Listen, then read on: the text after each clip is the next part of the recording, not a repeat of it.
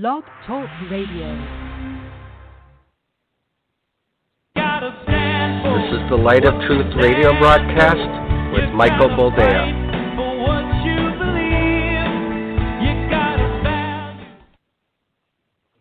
All right, welcome to the program, and thank you for joining us. This is the Light of Truth radio broadcast. I am your host, Michael Boldea, and I've got a little frog in my throat. And I forgot to get my cup of coffee from the coffee maker. It's one of those ones you press the button and the coffee comes out. It's a Keurig. It's nothing special. But I forgot to get my cup, so here I am sitting talking to you without a coffee cup. But I'm not going to start this over again. I'm a trooper. I'm going to press on because that's how much I love you. Anyway, welcome. It is Thursday, the year of our Lord 2020. And it is the month of April, the 30th day of. Now, the reason I tell you this is so that you would know, even though this is a recording, it's fresh. And it's fresh enough to pass on the information that the jobless rate has been reported for this week, and it's only 3.84 million people that are out of jobs in a week. That brings the total number up to 30 million. So that's about 8%-ish of the total population. Not of the working, because there were only about 140, 150 million people working in this country. So of the total population, they're saying it's around 320, 330. Personally, I'm guessing with all of the illegals and the undocumented persons living here, it's probably topping 340, 360. However, of the entire population, you now have close to 9% that are out of jobs, that previously had jobs. Of the working population, 30 million is, If only 150 million were working to begin with, and 30 million of those lost their jobs, you got a 20% bump in those unemployed. Those be scary statistics. A lot scarier than a flu-like cough. I'm sorry to break the news. Personally, I think we've been had. Or at least we've allowed this to go on further than it ought to have once the data started rolling in, once we began to see that the mortality rate isn't north of 10% or north of 20% or north of 50%, as some people were saying. We weren't going to see another black plague. But here we are. Again, that's the whole thing about going down this road is you can't unbreak an egg. You can't unspill milk. That bell done been rung, and here we are, and now we have to see where we go from here. The one thing that is very evident to me, the one thing that is also very disturbing to me because the average citizen doesn't seem to be seeing it. I understand. Look, we're all just transfixed with apparently Netflix and donuts. And that's for those people who don't drink. Well, alcohol sales have gone up 290 some odd %. People are stuck in their homes, but rather than spending their time wisely, looking at what's happening, they're burying their head in the sand and just, we're going to wait it out, man. We're going to wait it out. Well, sorry to break the news, but there are some states that apparently want this to be the new normal.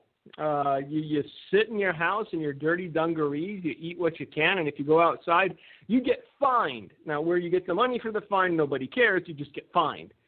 But the one thing that I'm seeing from all of the aggregate data that I have accumulated from all the news clippings and reports and all this other stuff, because, you know, I'm a pretty nerdy guy when it comes to these things. When I tell you things, I want to be certain about the things I tell you.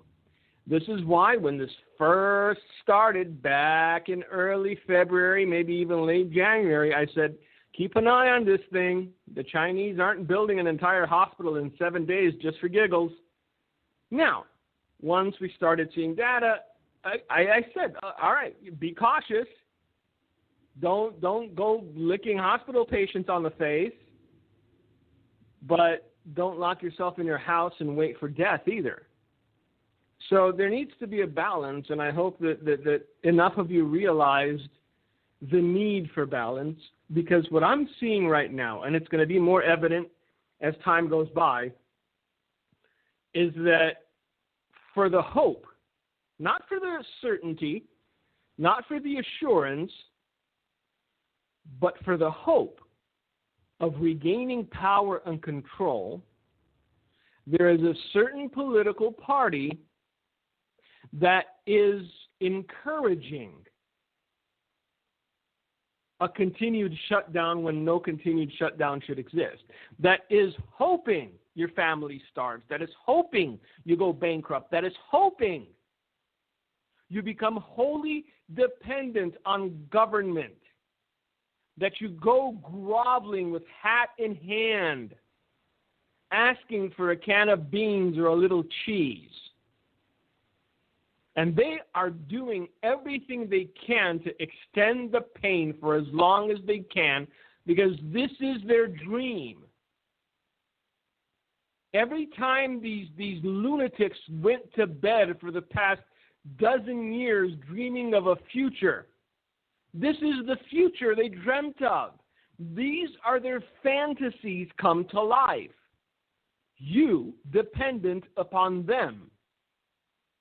You becoming a serf, a slave, a servant to illiterates like Maxine Waters.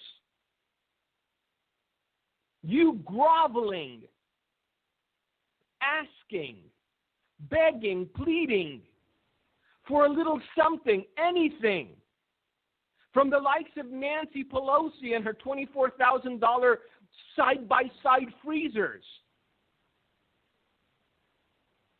Because the more desperate you are, the more willing you are to debase yourself, the more willing you are to vote for them without question. It's scary because most people apparently have a very low threshold or tolerance for pain. They're already throwing their hands up in frustration. All right, I guess socialism it is. Really? That easy? That's all it took. If that's all it took for you to embrace communism, if that's all it took for you to embrace socialism, then you never deserved freedom in the first place. See, we're starting to see, leaked footage of knuckle draggers in uniform abusing their power and abusing their authority and treating law-abiding citizens like criminals for letting their kids go and play outside. Asking for your name and your birth date and things that they have no right to ask unless your lawyer is present. I've been mulling this over, and I've been thinking about it, and I might have mentioned it last week. Look, we were resting easy at the thought that, well, even if they pass these laws, these draconian measures, law enforcement, they're the good guys, and they're not going to enforce the measures. Maybe not all of them, but enough of them are doing it and getting off on it. They're enjoying their newfound power to control your life. They're enjoying their newfound power to tell you to shut up, go back inside, and sit in your home until we tell you otherwise. Look, if this is the norm that you want to live in for the rest of your life, you do you, as the kids like to say. Personally, I've seen it already. I know how the story ends. I know how this plays out. And I will resist this sort of tyranny with every fiber of my being. I will resist it because I know how completely it robs people of joy. I know how completely it robs people of individuality. I know how completely it robs people of purpose. It's like seeing everything in color all your life, and then everything becomes black and white in an instant. That's what socialism does to the soul. Everything is muted and dulled and hopeless and sad. They talk about equality, but it's equally miserable.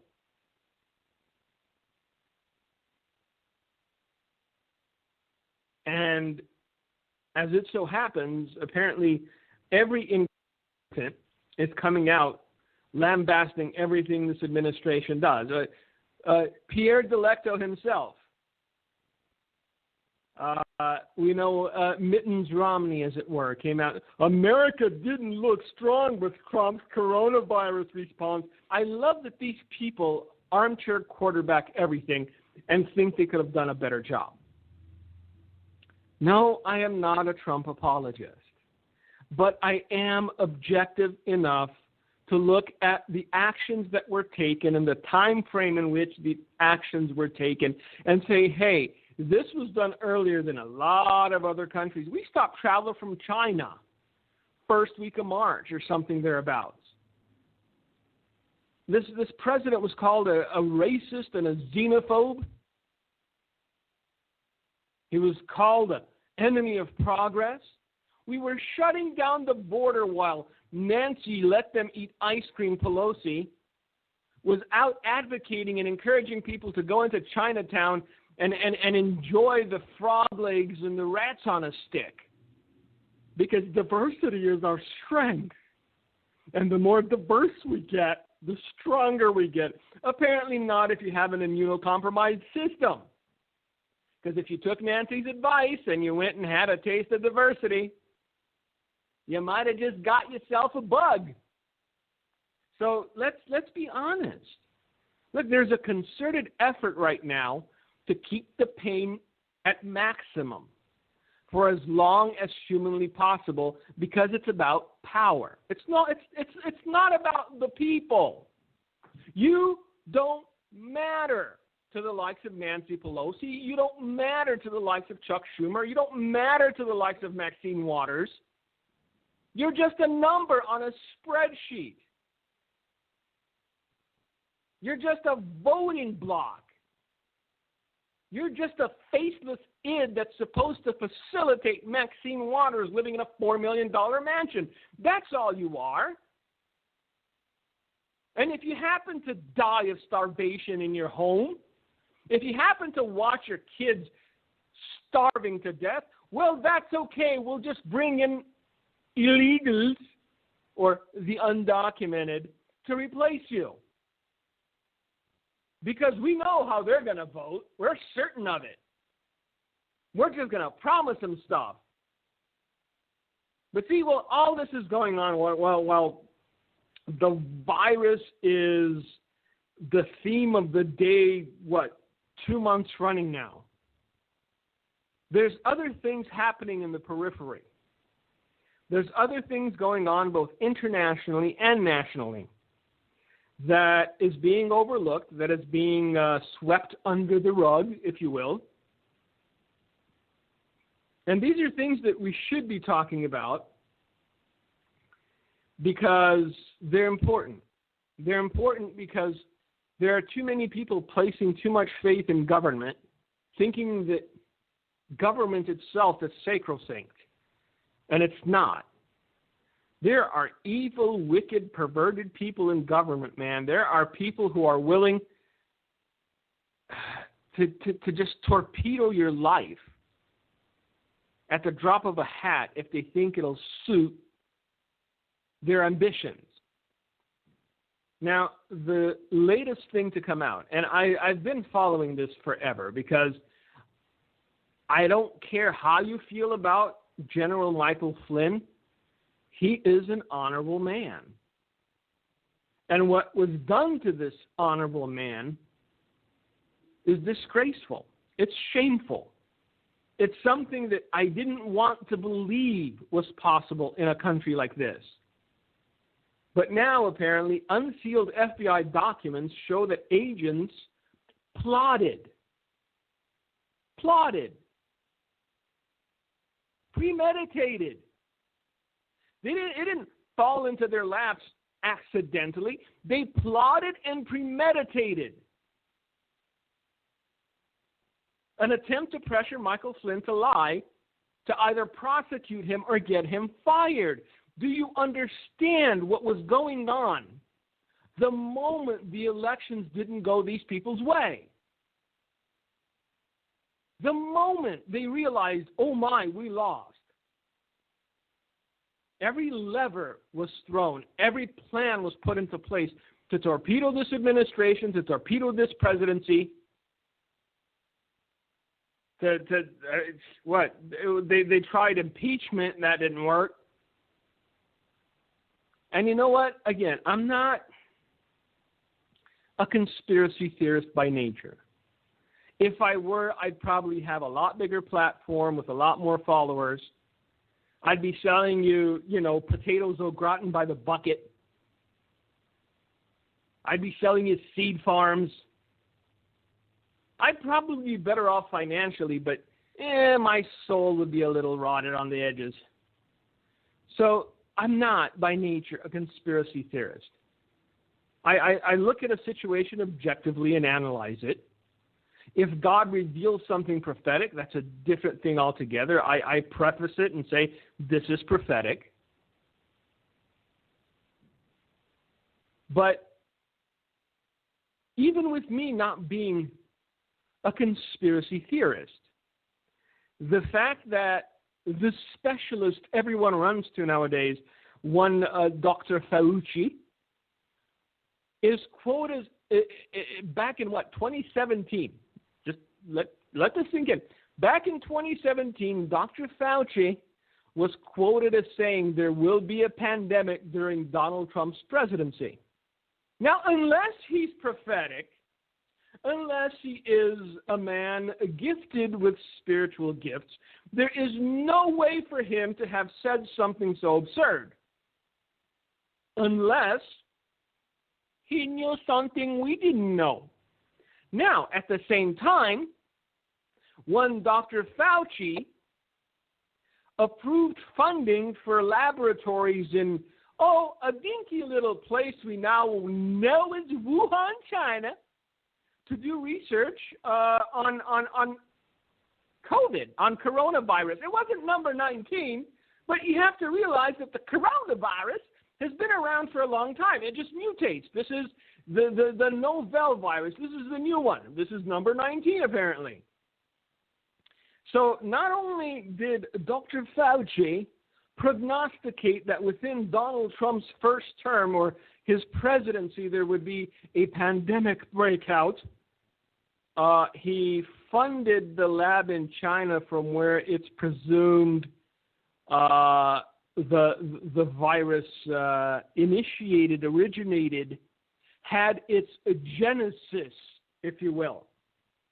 So I don't know about you, but I'll allow for coincidence only for so long.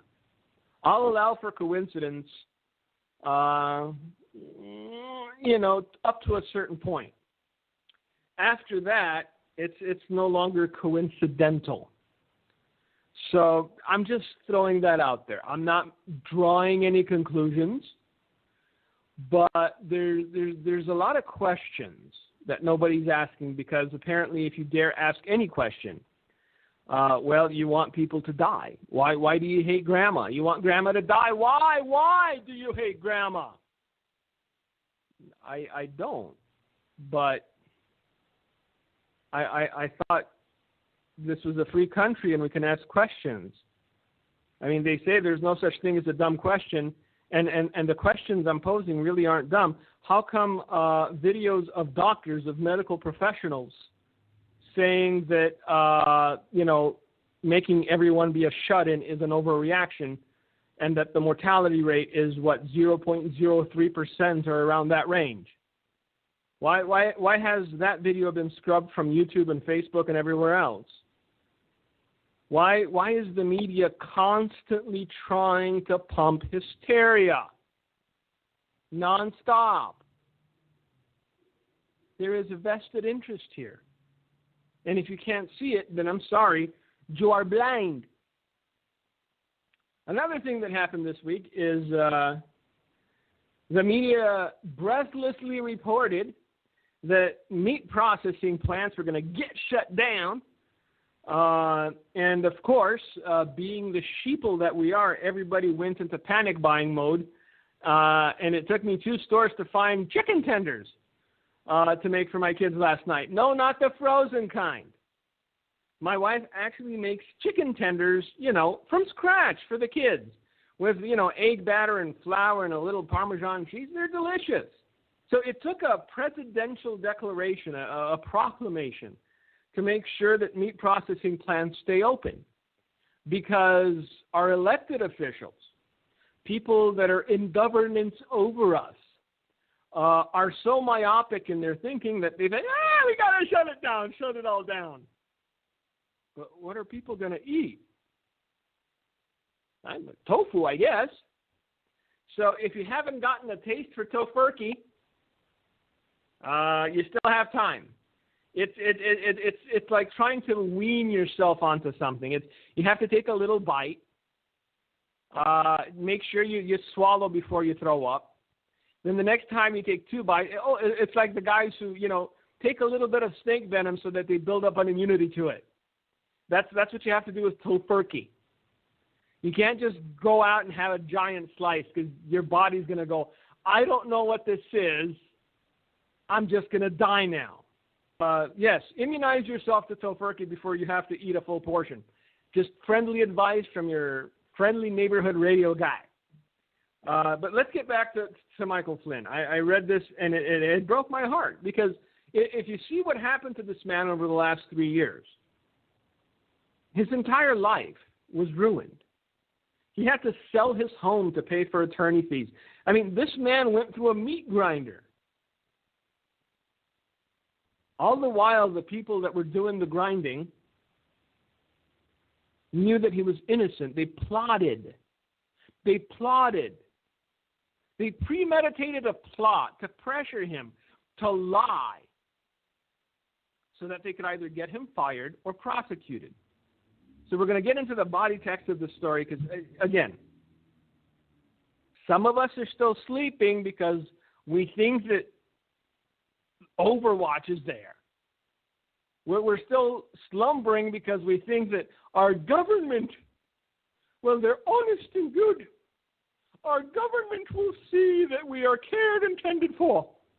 Our government shall be there to protect our rights. Our government shall be there to grasp us to its bosom and say, all is well, my child, all is well.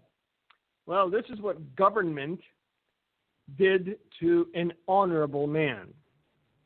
Federal Bureau of Investigation's FBI documents unsealed on Wednesday showed that FBI agents strategized on January 24, 2017, before speaking with former National Security Advisor Lieutenant General retired Mike Flynn about getting him to admit to breaking the Logan Act or getting him to lie so that he could be prosecuted or fired. According to handwritten notes, before a planned FBI interaction with Flynn, an unidentified FBI agent wrote, "What's our goal? Truth, admission, or get him to lie, so we can prosecute him or get him fired." The notes showed there was debate that getting Flynn to admit to alleged wrongdoing by showing him evidence was going easy versus prosecuting him or getting him fired. We regularly show subjects evidence with the goal of getting them to admit their wrongdoing. I don't see how getting someone to admit their wrongdoing is going easy on them, the agent added. If we get him to admit breaking the Logan Act, give facts to DOJ and have them decide, the agent wrote. Or if he initially lies, then we present him He admits it. Documents for DOJ, let them decide how to address it. Some of this stuff has been redacted, apparently. If we're seen as playing games, White House will be furious, the agent added. Protect our institution by not playing games. Ha ha. The author of handwritten notes is likely Bill Priestap, then head of FBI's counterintelligence division, according to some reports. Flynn's defense lawyer, Sidney Powell, called the notes evidence of a perjury trap, because that's what they were. What are they going to... Look, you can't... They've already concluded that the man was guilty. They had already concluded that they were going to pin something on him. Remember the old saying of a Soviet saying to Stalin, show me the man and I'll show you the crime. One way or another, we're going to get you. That's exactly what happened. One way or another, they were going to torpedo the life of Michael Flynn. They were just figuring it out. How? Show me the man. There's the man. All right, let's pin a crime on him. The FBI planned it as a perjury trap at best, and in so doing, put it in writing stating, what is our goal? Truth, admission, or get him to lie so we can prosecute him or get him fired. Powell told investigative journalist Sarah Carter in an interview. There were also 3 emails accompanying the handwritten notes, including one from Peter Strzok. If you don't know that name, then, you've been sheltered for the past couple of years. Then lead FBI agent in charge of investigation into the Trump campaign. And Lisa Page, an FBI lawyer who was an advisor to then FBI Deputy Director to Andrew McCabe. What they left out in this article was that Lisa Page was let's just say side piece of Peter Strzok. He, a married man, apparently was in amore with Lisa Page. So this is just incestuous, dirty, swampy, disgusting. This is government. These are people that live off the taxpayer dole, framing honest people at a whim. And you know what? Everyone's done it, so I'm not going to do it. Oh, it's not all FBI and it's not all police. You know, there's bad apples in every bunch, blah, blah, blah. You already know this. But the fact that this exists should infuriate you. The fact that there are people like that still earning a paycheck, still getting paid by government, still getting paid by your tax dollars to destroy human lives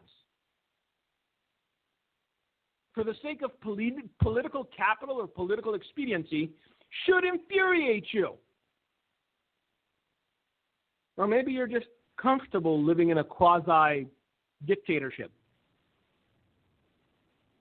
Maybe you're just comfortable, keeping your head low, not saying much, not getting out of line, going along to get along. But the only problem with that is eventually it'll be your turn under the gun. These people won't stop. They will not stop until everyone is uniform. They will not stop until everyone is out in the middle of the street with a rainbow flag celebrating the transition of a 6-year-old boy into a 6-year-old girl. See, if one good thing came out of all of this just lunacy, it's the fact that we're not seeing nearly as many articles talking about transitioning 6-year-olds or I'm a brave mama because my Bobby's a brandy now. Because there's nothing like hunger to make stupid run out of you. Not so many, are there? It's not being pushed anymore, is it? But the moment we open back up, guess what? Cases are going to spike again. Apparently when little Bobby's tummy was rumbling, he didn't feel like a girl. That's why, look, I've said it before, and I was lambasted for it. It's not as though judgment is undeserved. any judgment, however severe, that will come upon this land is deserved.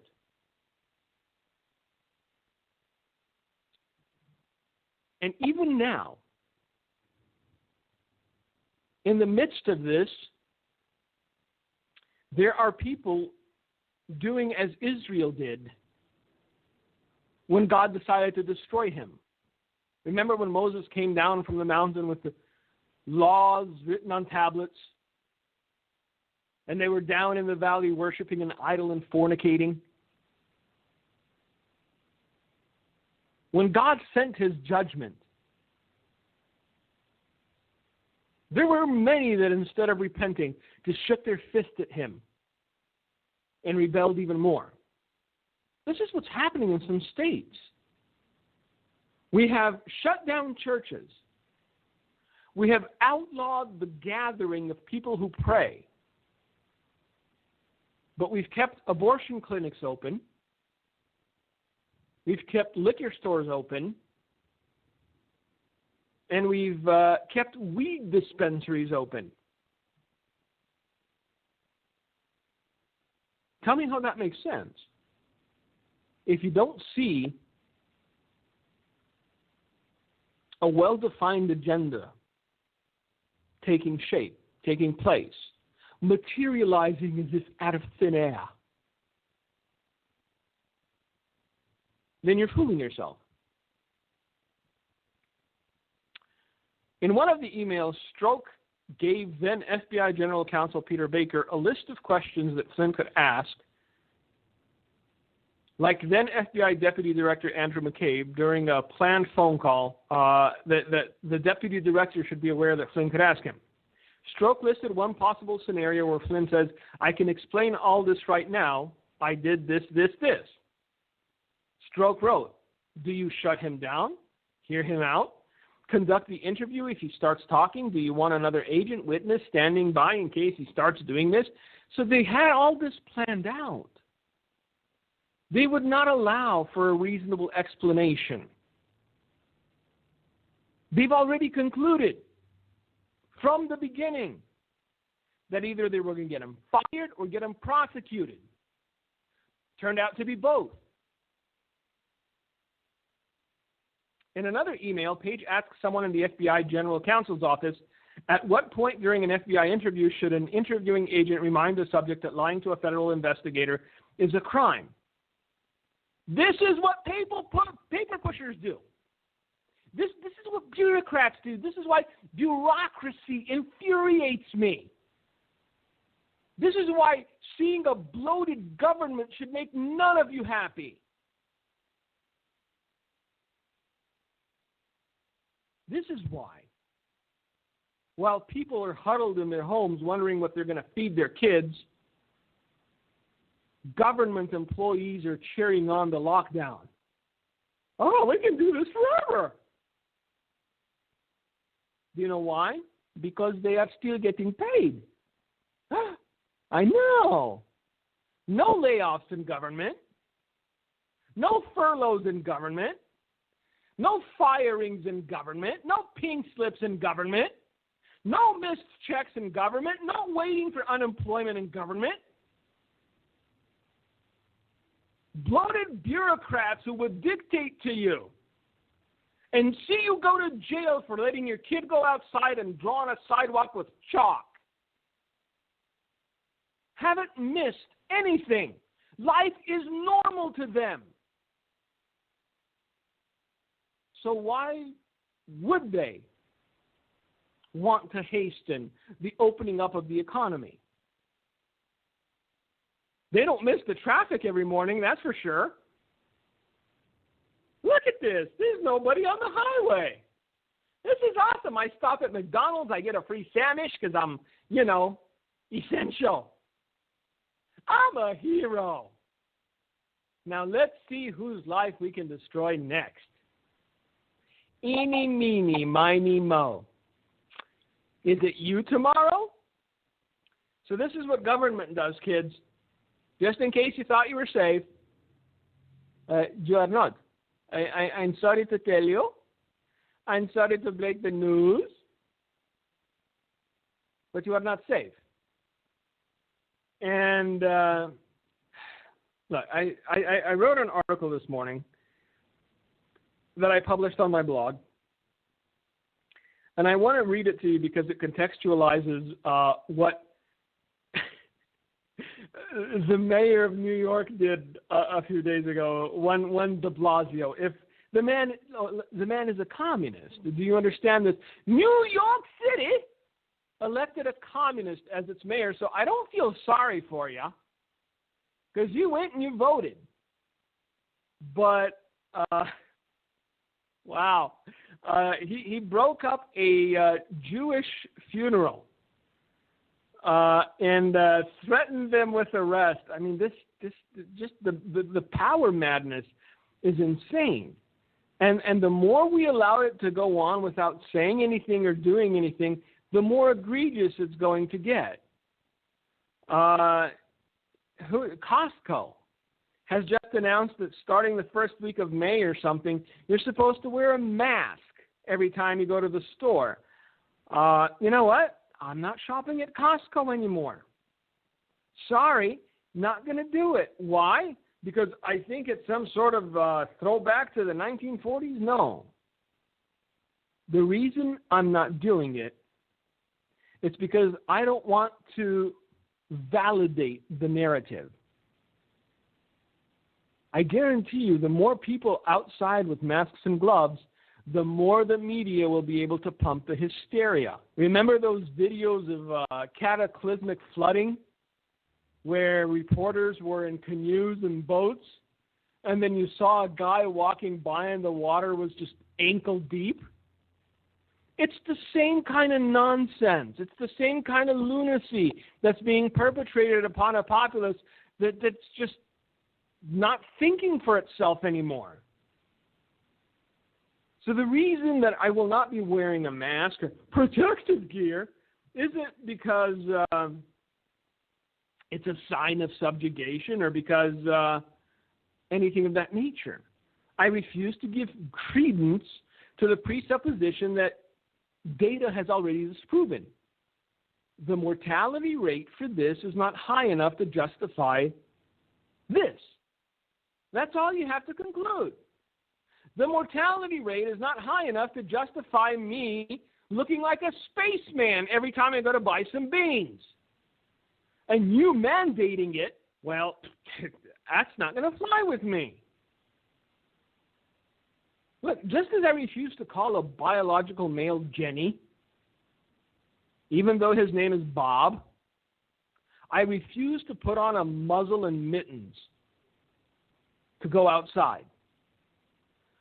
I will not feed the delusion. Whether it's one person's delusion or a general one brought on by mass hysteria, I refuse to participate in feeding the delusion. Now, as a private corporation, stores, businesses can demand whatever they wish of their potential customers. But as a private citizen, refuse to do business with any corporation or business that requires unreasonable things of me. So that's what I'm going to do. I'm going to stop shopping at this big box store. I'll pay a few cents more for whatever I need somewhere else, and if need be, even drive across state lines. Because I will not participate in this lunacy. And I'm going to read this last paragraph of the article because it's an important point, and it's one that we need to take to heart. If acts of defiance are not forthcoming, it will be interpreted as acquiescence. If the foolishness they're proposing is deemed as palatable, then this will become the new normal. And nevermore will you be able to go outside without a piece of cloth over your face and fear in your eyes. It has become about control. Period. The numbers aren't proving out that this is a measured response. The numbers aren't proving out that shut-ins or lockdowns or whatever you want to call it are even working. So, Bill de Blasio, flexing his totalitarian muscle, threatened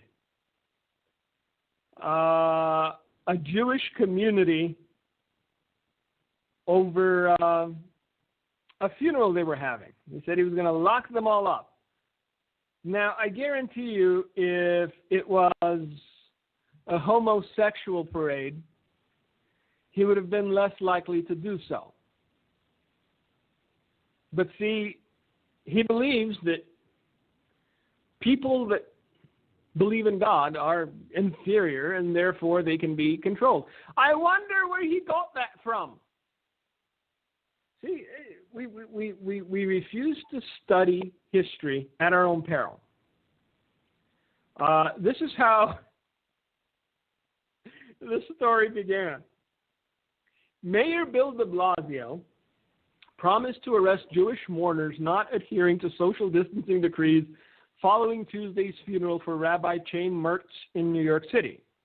De Blasio took to Twitter, of course he did, with the threat of a zero-tolerance approach against violations of the city's social distancing directives, ostensibly as responsive measures to the coronavirus outbreak. Never mind that the subway's still working. There are dozens of people crammed into a metal tube. No. That does not violate the city's social distancing directives. Going to an open-air funeral does. Something absolutely unacceptable happened in Williamsburg tonight. A large funeral gathering in the middle of this pandemic. When I heard, I went there myself to ensure the crowd was dispersed. And what I saw will not be tolerated. Say, what? Who are you to tolerate anything? These mourners were not breaking the law. I'm sorry, the directives are not law.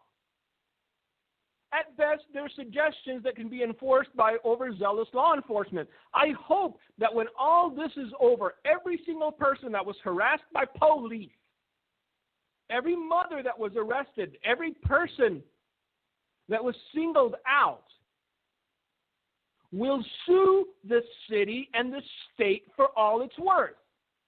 You do not abuse people's rights simply because a few people are getting sick. You don't suspend the Constitution. You don't suspend the Bill of Rights just because grandma's coughing in her bedroom. Because if this is the low bar we've set to suspending civil rights, if this is the low bar we've set to suspending the Bill of Rights and the Constitution, then what's next? A kid in Midtown Manhattan is constipated. Oh, no more rights for you. Honestly, it will not be tolerated. So, the next time you hear it's election day, but it's nice out and you were planning on going fishing, just remember, when pseudo-tyrants like Bill de Blasio get power, this is how they act. It will not be tolerated. 999.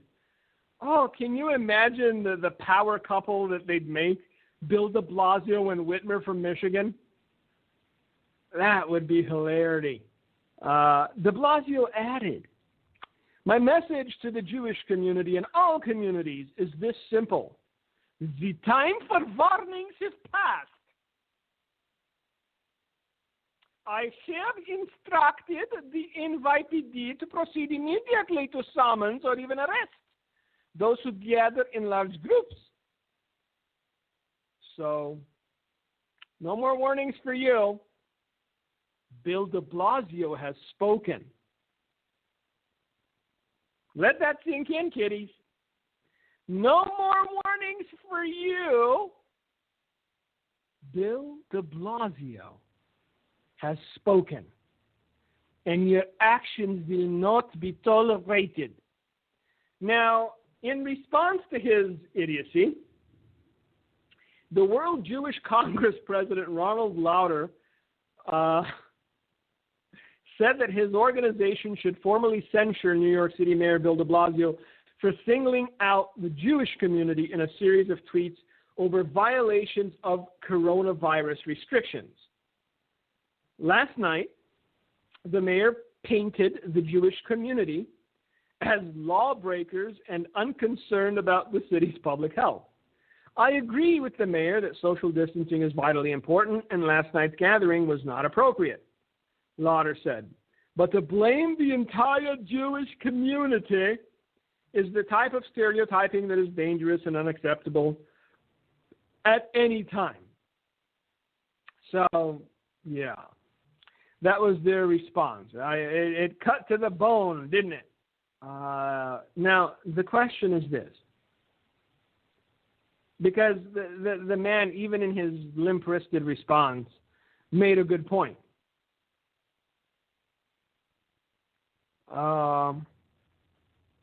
Would Bill de Blasio be as brave in sending such a tweet to, I don't know, the Muslim community?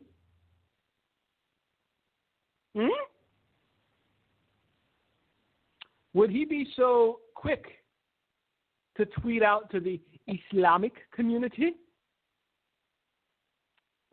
Chances are better than not that he wouldn't. Now, we talked about this briefly yesterday. The headlines are beef shortages. And couple that with chicken shortages. Because, again, myopia.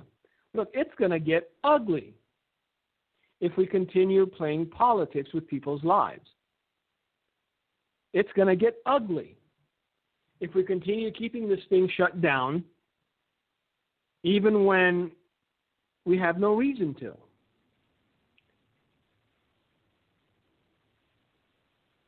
Worst auto sales in 30 years. That's one headline that I'm reading right off the ticker. You can't keep the world shut down forever. That's just unrealistic.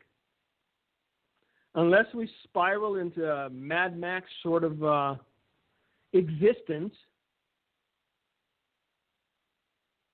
we have to open up at some point. Me driving into the office this morning came with a certain percentage of risk. Somebody could have swerved into me. I could have hit a deer coming down the road. I could have gotten a flat tire and hit a bridge. Risky business driving the 15 minutes into the office, isn't it? Everything in life has some sort of risk. Unless you decide that you're going to live in a giant bubble and servants will come and bring you your daily caloric intake, everything comes with risk. However, even if you attempt to mitigate every risk in your life, at some point, you are going to die. I know, nobody wants to think about mortality anymore. Everybody's thinking, I want to live forever. And you will, just not here. Everyone dies. Now, the way I'm seeing this play out, the numbers that will die of starvation, if this keeps going for any considerable amount of time, is about 10 to 15-fold, as opposed to individuals who would succumb to complications from the coronavirus.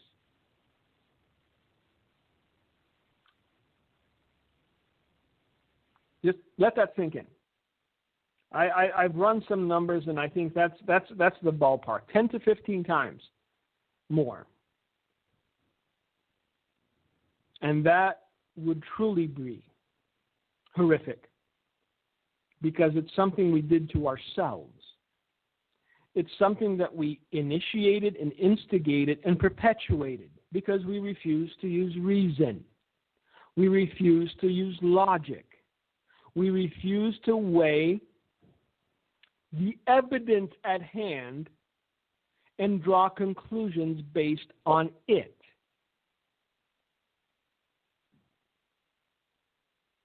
No matter how quickly we open up, no matter how much enthusiasm some show to go back to work, because some are very comfortable being on unemployment because they think it'll last forever. What, an extra $600 a week plus unemployment? They weren't making that in the best of times. But see, that's going to run out soon. And the longer you let this thing sit idle, the harder it's going to be to rev it back up. So no matter how quickly we move, there's still going to be pain. There's still going to be lack. There's still going to be hunger. There's still going to be people getting foreclosed on because they can't say no foreclosures forever. It's not going to happen unless, again, we become a communist country. And if that happens, well, then you will see the true face of tyranny, because it's not going to be one roll of toilet paper per family anymore. It's going to be one box of crackers, one loaf of bread, 2 oranges, and 1 banana. This is your bag. Say thank you, sir. Because if you don't, the next time you'll get kicked out of line. Because it's not Rhodes Scholars that are going to become part of the system. It's brutes. It's people who know how to bow their head. And because they have to bow their head to a superior, they expect everyone below them to do the same. I've lived this. I know this. I've seen it. I know the kind of beasts it creates. You're not going to want to live in it.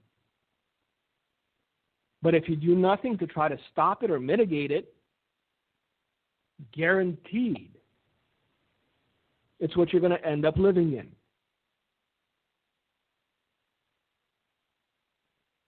It's scary how quickly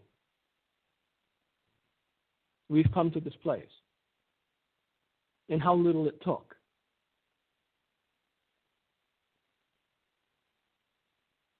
And we should be able at this juncture to see how powerful propaganda can be. So the first thing we have to do is reject propaganda. Turn it off. Don't watch the things you know are used as vehicles to propagandize you with. If you hear one lie today and another lie tomorrow, chances are the day after you're going to hear another lie. So just turn it off. Use this time to, as the Word of God says, gird up your loins. Steel yourself. Prepare yourself spiritually first. Understand that there's no magic pill. There's no elixir. There's no Jesus bus coming to get you out before it gets really bad. And prepare your heart for that. because a lot of people will be caught unaware. A lot of people will be in shock due to the simple fact that they're still here seeing these things happening. And if you're not paralyzed by fear, if you're not in shock, if you can assess a situation and react immediately, then you're ahead of the pack by far.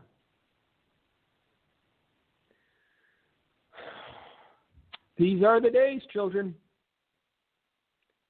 And some people would hope that they continue forever, because the longer it lasts, the more power they can amass. And anytime someone has a vested interest in you continuing to be miserable, anytime someone has a vested interest in you continuing to be afraid, those people are not your friends.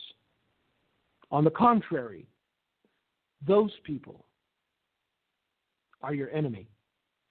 And with that, I thank you for listening to us. Hopefully next week we will be with you again.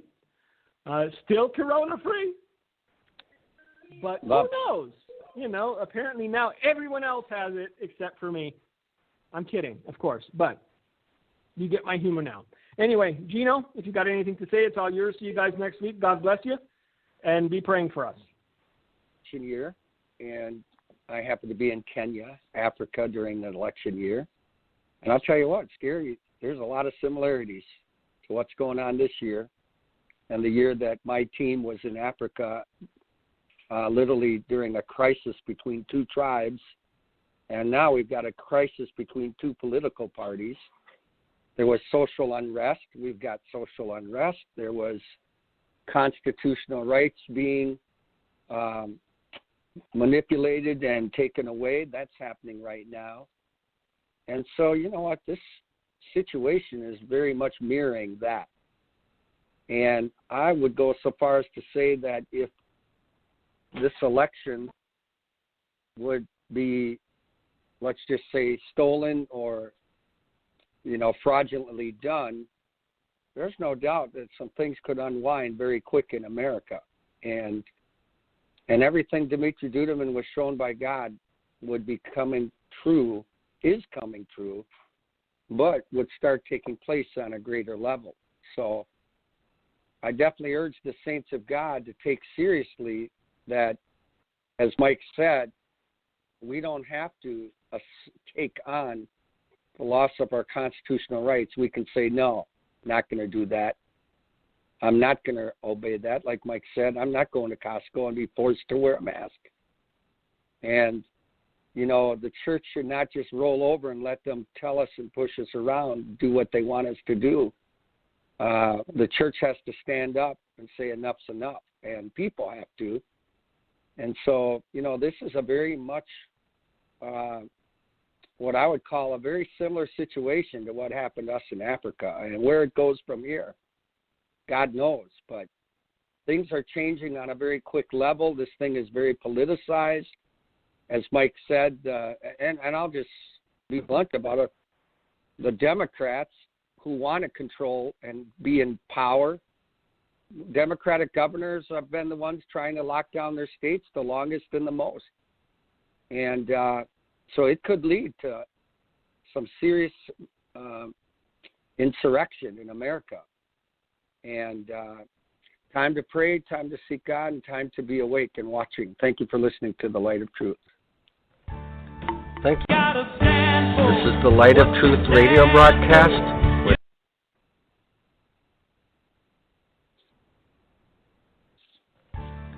Thank you for listening to today's broadcast, The Light of Truth with Michael Boldea. If you would like to order a copy of today's broadcast, please visit our website at handofhelp.com. If you have questions about our ministry, you can email us at handofhelpoffice@aol.com or simply call us at 920-206-9910. God bless you.